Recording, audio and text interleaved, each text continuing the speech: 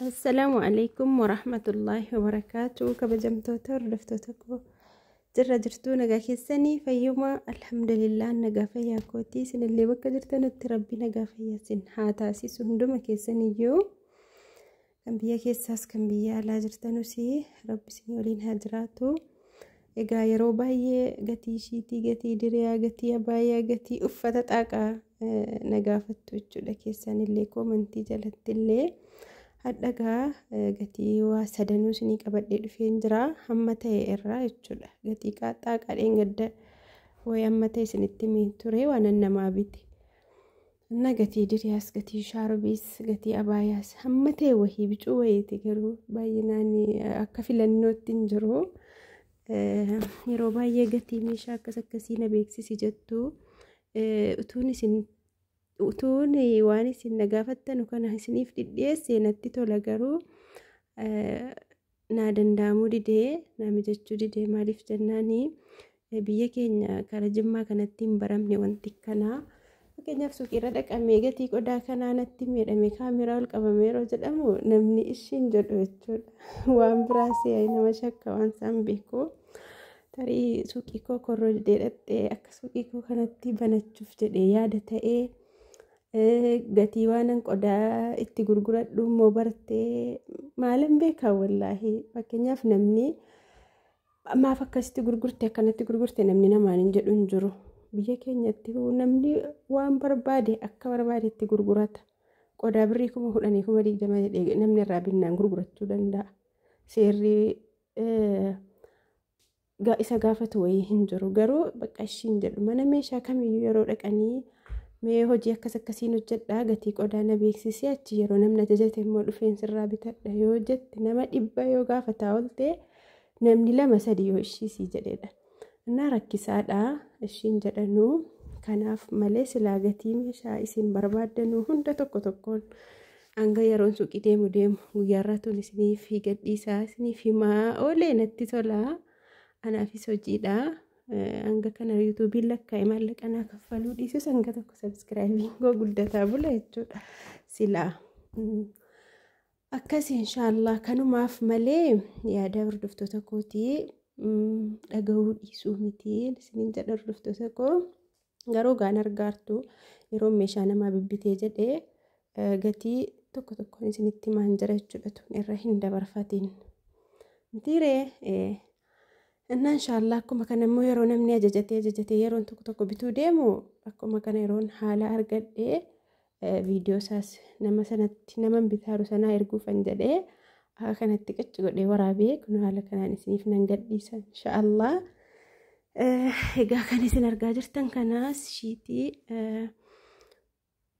akkasiitii abbaa suuqii kanaatu na eeyyamte ofumaa siitiin illee sabrii godhattee na kaameeraa kanallee qabdee na waraabaarti jechuudha.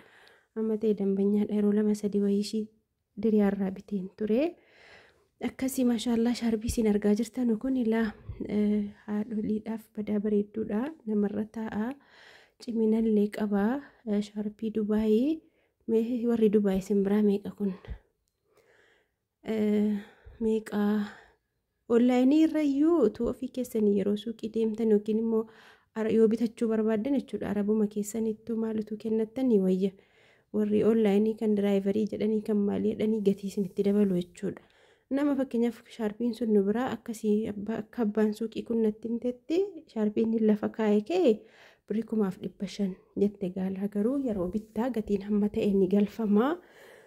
Gatii sadhumaa natti mennaaniin rakkoon qabu alatti ijarriin filatanii bitachuu jedhanii gatii sadhumaa sittanii mahittee kan namoonni barbaadan iskiriinshuut godhaatii ergadhaa birrii ergadhaa isiniin bitaa jechuudha. Naa yoo baay'inaan kan barbaadan ta'e immoo ofumaa kootii jimlaadhaan galchee gatii dhaabbataan isinitti hima jechuudha. Kun mana hidhee isinitti hima.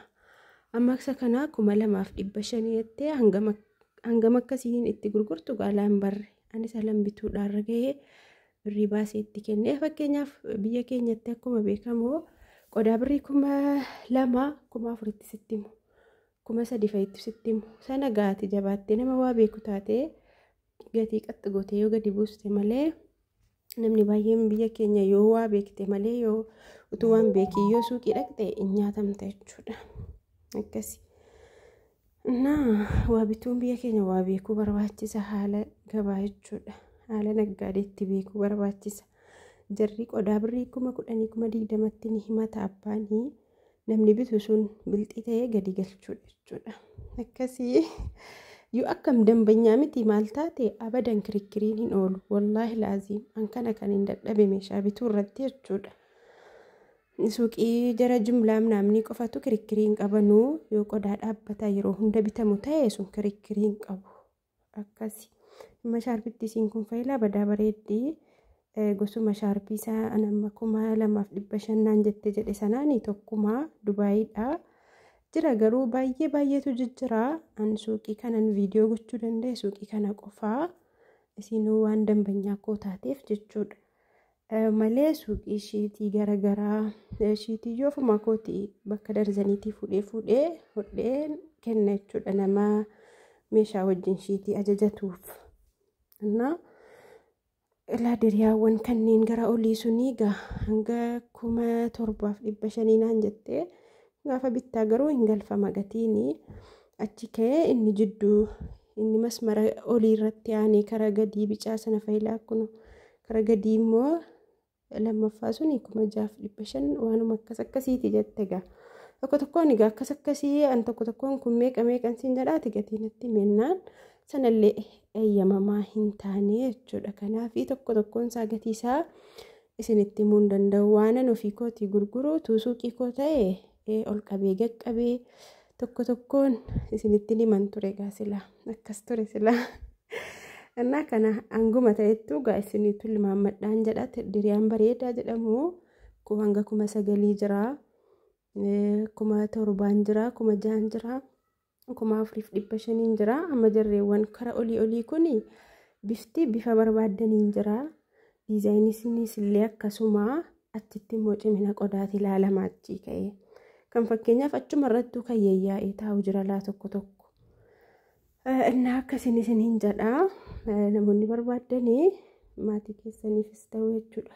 Ofii ala galtanillee achi bittanii dhufuurra asuma bittanii hadiyyaa namaa kennuu yoo barbaadan ta'e achitti qodaan isinitti danatee namoonni kaargoon goone jechuudha. Utuu kaargoo gochuu dhiistanii koo waan isin barbaachisu fakkeenyaaf ala dhuftan Finfinnee irraayis ta'u magaalaa Jimmaa irraayis ta'u guyyaa 1-2 magaalaa bultanii waan isin barbaachisullee waan maatiidhaa barbaachisullee yoo nama hin qabaanne dursitanii bituuf jechuudha. Dhuftanii ofumaa keessanii birrii fiddanii dhuftanii asii bittanii isinii wayyayyoo achi baattanii galuurra wacii waa meeqatti kaffaltanii achi fiduurra akkasii maaliifuu shiitiin inni fiiskaa jedhamu numti tokkoffaa shaarbii meetira 2 wajjiniin shiitii isaatii wajjiniin 2,200 hanga 2,300 waan akkasiitiin jira. Kunola kan hin hodhamin 2,200 hodhaa warlookii maal birrii 100 yoo ta'e iyyuu hanga 2,300 jira. Kunoo kanneen akkasii achumatti immoo sadarkaa qaba. Shiitiin kun amma fakkeenyaaf haaraadha. Isa kana garuu gatii isaan barree natti himne gatii isaa ala bituu dhuftuun sitti maanaan jette. Akkasii hordoftoota koo inshaallah gatii abaayaallee itti aanseen isinitti agarsiisa. Abaayaa suuqiidhuma tokkittii qofan naqee kaasee